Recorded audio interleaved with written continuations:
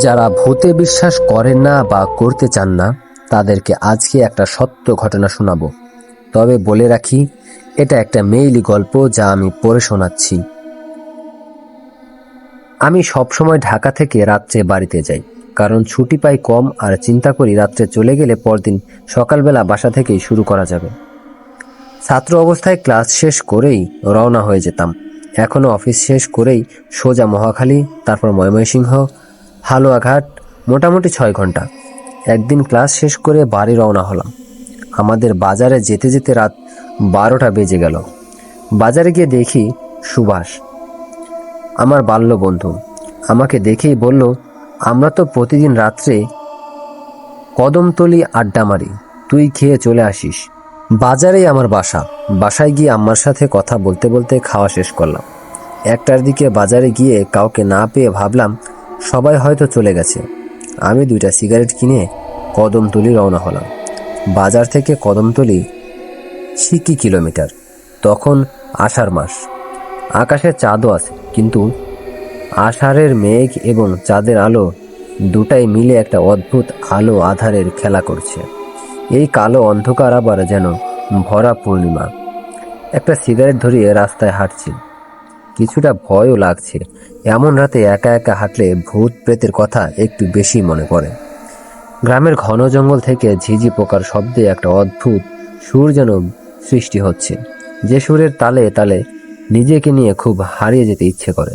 মাঝে মাঝে গভীর জঙ্গল থেকে 2-1টা কাক বড্ড বেসুরো কণ্ঠে কা কা করছে। মনে হচ্ছে কোনো মাংস খেকো রাক্ষস যেন কলিজাটা ছিঁড়ে নিয়ে যাচ্ছে। আমি কদমতলির কাছাকাছি, যে জায়গায় শ্মশান ঘাটটা ঠিক সে জায়গায় চলে আসলাম। এইখান থেকে আমাদের যে জায়গায় বসে আড্ডা দেওয়ার কথা সেই জায়গাটাই স্পষ্ট দেখা যাচ্ছে। আমি কাউকে দেখতে পেলাম না। মনের ভিতর একটা ভয়ও জেগে উঠল। এই কারণে গভীর জঙ্গলের পাশ দিয়ে পিছনেও যেতে ইচ্ছে করছে না, কারণ এ জায়গায় বাম দিক কংস নদী আর ডান দিকে খোলা মাঠ, যার ধরুন গাছ শিশির করা অন্ধকার ভাবটা এখানেই নেই। আমি সোজা কদমতলি গিয়ে একটা সিগারেট ধরিয়ে নদীর ঢেউ দেখছি, ভয়টা কাটানোর জন্য। একটু জোর করেই যেন অন্যমনস্ক হয়ে যেতে চাইলাম। মাঝে মাঝে কয়েকটা কলা গাছ নদী দিয়ে ভেসে যাচ্ছে। দূর থেকে মনে হচ্ছে কোনো লাশ ভেসে যাচ্ছে। মৃত প্রাণের গন্ধে বমি হওয়ার অবস্থা। হঠাৎ হঠাৎ একটি কান্নার শব্দও শুনতে পেলাম। কিছুটা ভয় পেয়ে গেলাম। আমার কাছ থেকে হাত 20 দূরে ঠিক আমার বাম দিকে তাকিয়ে দেখি একটা ঘোমটা দেওয়া মহিলা বসে আছে, আর ওইখান থেকেই কান্নার আওয়াজ আসছে। ভয়ে আমার আত্মা চলে যাওয়ার জোগাড়। শরীর দিয়ে ঘাম পানির মতো বের হচ্ছে, যেন আমি কোনো ঝর্ণার নিচে দাঁড়িয়ে আছি। ডাকবো ভেবেও না ডেকে সোজা বাসার দিকে রওনা হলাম। বাসায় গিয়ে হাত মুখ ধুয়ে শুয়ে পড়লাম। পরদিন সকালে আম্মাকে সব ঘটনা খুলে বললে আম্মা বলল, সুভাষ তো ময়মনসিংহ গিয়েছিল 3 দিন আগে, সে তো আসবে আরও পরে।